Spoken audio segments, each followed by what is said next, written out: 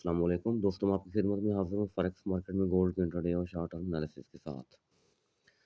दोस्तों, सबसे पहले मैं न्यूज़ डिस्कस करूँगा आज 14 मार्च थर्सडे पाकिस्तानी वक्त के मुताबिक शाम 5:30 बजे पीपीआई डेटा, उसके बाद कोर रिटेल सेल्स, ये दूसरा डेटा, और उसके बाद अनएम्प्लॉयमेंट क्लेम।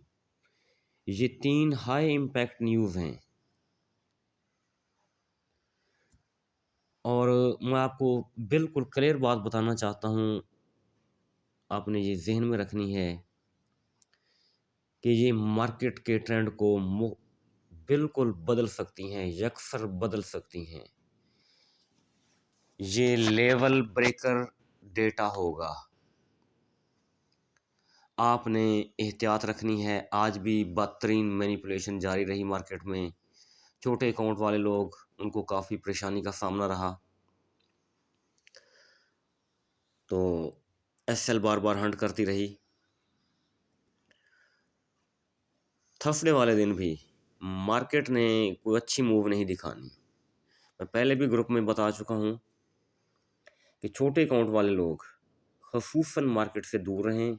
बड़े अकाउंट वाले, उनके लिए सिर्फ इतनी इजाज़त है कि वो एसएल के बगैर हरगिज़ अपनी ट्रेड्स ओपन ना करें, क्योंकि मार्केट ने जिस तरफ भी रुख किया बहुत दूर तक जा सकती है, लेवल ब्रेक कर सकती है। जिन लेवल्स के मुताबिक हमारा जहन है कि ये नहीं ब्रेक हो पाएंगे, तो मार्केट उनको बआसानी ब्रेक कर लेगी। और वो लेवल चाहे दूर हों चाहे नज़दीक हों, इस चीज़ का मार्केट ने कोई ख्याल नहीं रखना। तो प्रीवियस डे मैंने वीडियो में कहा था कि मार्केट ने रिट्रेसमेंट की है, लेकिन ये नाकाफ़ी है, काफ़ी नहीं है। तो बिल्कुल वैसा ही हुआ। मार्केट कल शाम से लेके आज रात देर गए तक मुसलसल बाइंग में रही। पिछला ट्रेंड था निस्बतन सेल ट्रेंड था, रिट्रेसमेंट थी। सेल तो नहीं कह सकते, रिट्रेसमेंट कहता हूँ मैं हमेशा आपको। सेल में फंसते रहे, लेकिन मार्केट बदस्तूर बाय में जाती रही और 2179 का हाई लगाया। तो दूसरे अल्फाज में मार्केट फिर से अपने पुराने घर में आने की कोशिश कर रही है। पिछली वीडियो में भी मैंने यही बोला था कि अगर रिट्रेसमेंट मज़ीद ये नहीं करती, तो इसका मतलब यही हुआ कि मार्केट अपने प्रीवियस ट्रेंड यानी बाय ट्रेंड में वापस चल जा सकती है। तो इस वक्त भी मार्केट तकरीबन 23% रिट्रेसमेंट कर चुकी है। देखते हैं क्लोजिंग तक 38% रिट्रेसमेंट इसकी बनती है 2168 तक, और 50% बनती है 2165 तक, और 60 बनती है 2161 तक। तो 2161 तक तो मैं नहीं समझता कि मार्केट यहाँ तक आ जाए। हाँ, अलबत्ता नीचे आ जाए, कुछ ना कुछ सेलर्स हैं उनकी जान में जान आ जाएगी, या जिनकी एंट्रियाँ पड़ी हुई हैं विदाउट एसएल, चलो वो अपनी एंट्रीज निकाल सकते हैं। इस वक्त मार्केट 73 तक पहुंच चुकी है। तो उम्मीद काफ़ी है जो सेलर्स, आज के दिन के सेलर्स, वो किसी हद तक अपनी ट्रेड्स को निकाल सकते हैं या क्लोज कर सकते हैं। बहरहाल इसको तेज़ी से आना चाहिए। आरएसआई इंडिकेटर भी डाउन है H1 का। H4 में देखते हैं वो क्या कह रहा है। H4 का अभी टॉप पर पड़ा हुआ है। D1 का इंडिकेटर अपवर्ड मूव दिखा रहा है, यानी हर इंडिकेटर अपनी अलग कहानी सुना रहा है। बड़े इंडिकेटर बाय शो कर रहे हैं, H4 है चाहे D1 है। और वीकली भी कुछ खास मूव नहीं दिखा सका। वीकली भी अभी टॉप पर पड़ा हुआ है और हो सकता है ये भी पोजीशन को ऊपर की जानिब ना ले जाए। H1 टाइम फ्रेम है। मार्केट ने रिट्रेसमेंट की, लेकिन नाकाफ़ी रिट्रेसमेंट, अभी बहुत थोड़ी है और मूवमेंट भी काफ़ी स्लो हो चुकी है मार्केट की। तो इन्हीं चीज़ को देखा जाए तो मार्केट मेरे हिसाब में सिर्फ 38 तक आ सकती है, 2168 तक आ सकती है, इससे नीचे शायद ना आ पाए। उसकी वाज़ेह रीज़न है मेरे पास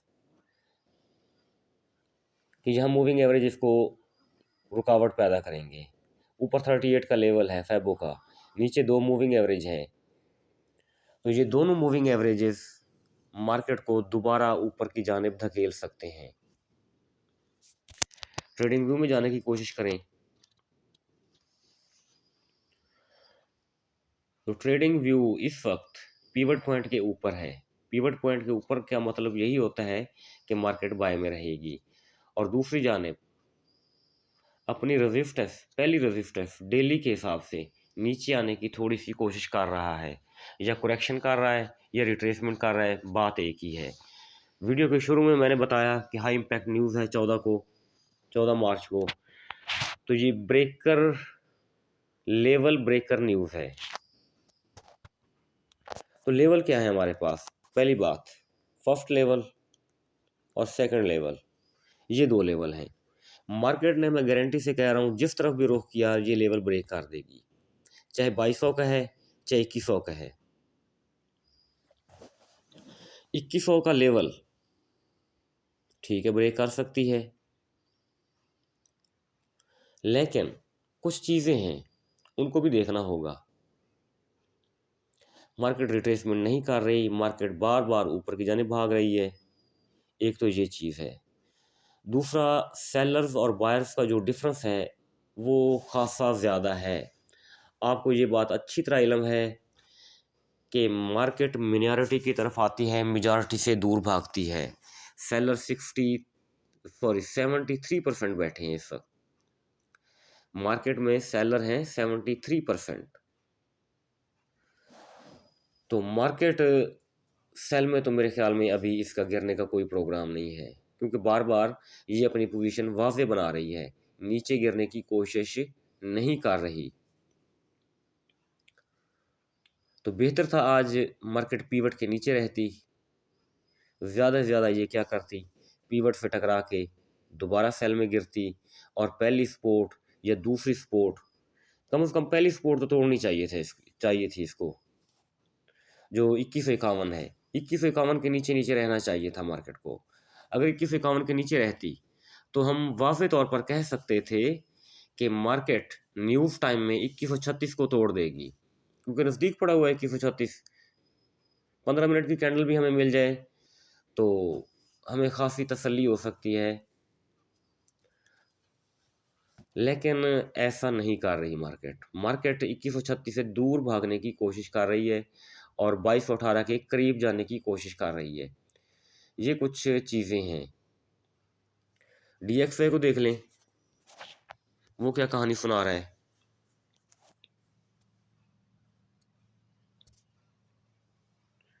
जी, घंटे का DXY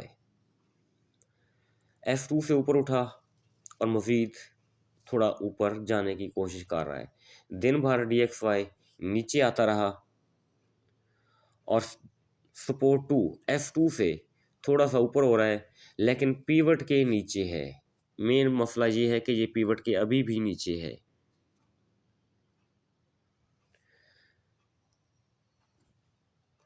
तो पीवट के नीचे रहने का मतलब पीवट से टकराएगा और फिर नीचे आएगा, गोल्ड फावर ऊपर चला जाएगा। तो DXY को लाजिम था कि पीवट के ऊपर रहता, पहली रेजिस्टेंस या दूसरी रेजिस्टेंस को तोड़ता, और ऊपर मंथली लेवल पड़ा हुआ है, मंथली लेवल को जब तोड़ता ऊपर की जानिब तो गोल्ड ने लामहला नीचे आना था। लेकिन एक और बात भी है कि आज एक न्यूज़ गर्दिश कर रही है, वो रॉयटर न्यूज़ की न्यूज़ है और अथेंटिक है, कि प्यूटन भी कुछ थ्रेट कर रहा है यूरोप को। अगर प्यूटन, रशियन प्रेसिडेंट, यूरोप को थ्रेट कर रहा है तो लाजमन गोल्ड पर भी उसका असर पड़ेगा और DXY पर भी। DXY वीक होगा तो सावर गोल्ड अप जाएगा। तो ये सिचुएशन है। हेजिंग हेजिंग वाले दोस्त मेरे ख्याल में अभी थोड़ा वेट कर लें। आज भी दोस्त मुझसे राब्ते में रहे, मैंने अभी यही कहा कि आप थोड़ा वेट कर लें, जब तक कोई लेवल ब्रेक नहीं होता तब तक हम एहतियात करेंगे। दोबारा इधर चलते हैं MT4 में। MT4 में ज़रा गौर से देखें आप, ये 23 का लेवल है फेबो का। मार्केट ने इसको रिटेस्ट किया, रिटेस्ट करने के बाद ऊपरी जानिब जा रही है। मैं आपको लाइन लगा के दिखाऊं, 72.81, 2172.81, मार्केट पहुंची हुई 2173 के ऊपर, यानी दोबारा ऊपर उठने की कोशिश कर रही है। तो ये चीज़, दूसरी चीज़ ये है कि देखें ये 50% ऑफ वीक है, मार्केट ने इसको फिल करना है, यानी 2177, मार्केट दोबारा चली जाएगी, यानी अभी तो 2173 है ना, तो 2177 के ऊपर दोबारा जा सकती है ये, क्योंकि इस वीक को इसने फिल करना है। हो सकता है आज रात या कल सुबह अर्ली मॉर्निंग इसको फिल कर दे। 50% करेगी तो 2170 तक जाएगी, वरना 2180 तक चली जाएगी अगर 100% इसको फिल करती है तो। D1 में चले जाएं, तो D1 में एक कैंडल तो इसने रेड बनाई प्रीवियस डे, लेकिन आज एक ही दिन में उसको तकरीबन इसने कंप्लीट कर लिया है ग्रीन कैंडल ने। और एक इम्पॉर्टेंट बात बताता चाहूँ आपको, जो मैं बड़े गौर से देख रहा था, RSI इंडिकेटर, इतनी मार्केट में गिरावट नहीं आई जितना RSI इंडिकेटर तेज़ी से नीचे गिरा।